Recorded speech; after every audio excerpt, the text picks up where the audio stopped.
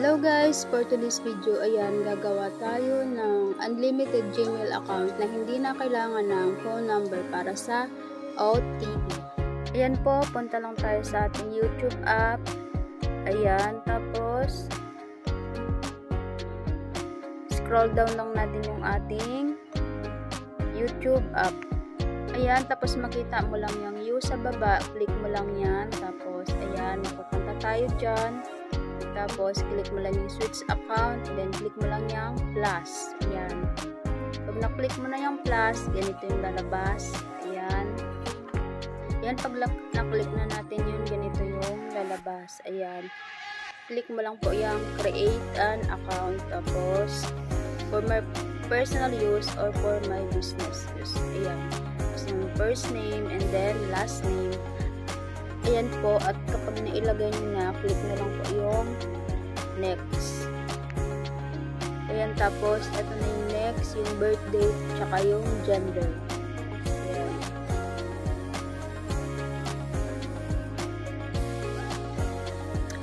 Email, and then click ulit yung next. Ayan, tapos dito, kayo na po bahala kung anong ilalagay nyo pag walang ibinigay si Google na isasuggest na email na gagamitin niyo. Ayan, pagka nakatry kayo ng ganyan, try nyo lang po iba-ibahin hanggang sa mawala yung wala sa baba.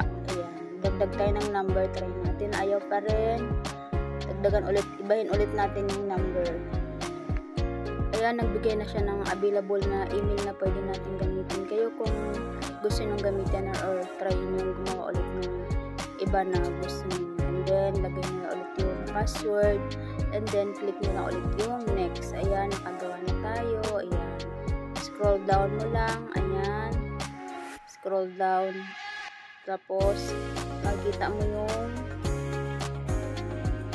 agree, or di kaya kung meron mang escape na nangihingi ng number, click nyo lang yung escape. Ito hindi siya nangihingi ng number, pero pag sa Chrome kayo gumawa, nangihingi talaga siya ng OTP. Kailangan nyo talaga i-enter yung phone number nyo.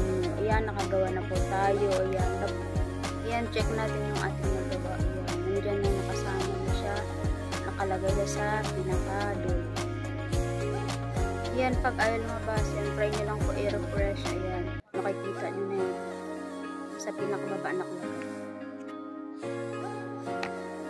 Refresh nyo lang para lalabas siya. Ayan. Yan, lalabas na po yan. Sa pinakababa siya nakalagay. Ayun. Aramina. Ayan. No channel nakalagay. Ayan, kapag gusto nyo pa ulit gumawa ng isa pa, same step lang po. Click nyo lang po yung plus sa taas. Ayan. Yung plus sign.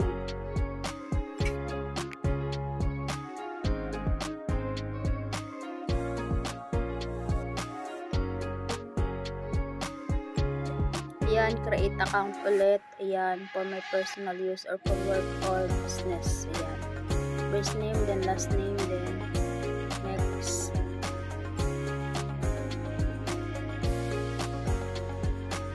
And birth date, and then gender. Then next. Email. Ito may suggestion si Google. Pili lang kayo dyan kung kukunin mo sa dalawa. Yan yung mga available. Ayan. Tapos, lagay ulit ng password, and then next. Ayan, bilis lang. Ayan. Tapos, scroll down pababa, then I agree. Ayan, walang nakalagay na kailangan maglagay ng phone number. Ayan, diretso na. Ulit-ulit lang po yan hanggang pwede kayong sunod-sunod gumawa hanggang 4 to ayan, pwede kayong gumawa ng 4 to 5 email account sa isang araw lang. Then after noon, every 4 days, ayan, pwede kayong gumawa ng hindi na kailangan ng phone number. Ngayon, kung marami kayong budget, ayan, pwede kayong gumawa din doon, same step lang na hindi na kailangan ng phone number. Kaya tinawag ko siyang unlimited Gmail account na hindi na kailangan ng OTP. Ayan po. Thank you for watching po. Please like and subscribe my YouTube channel.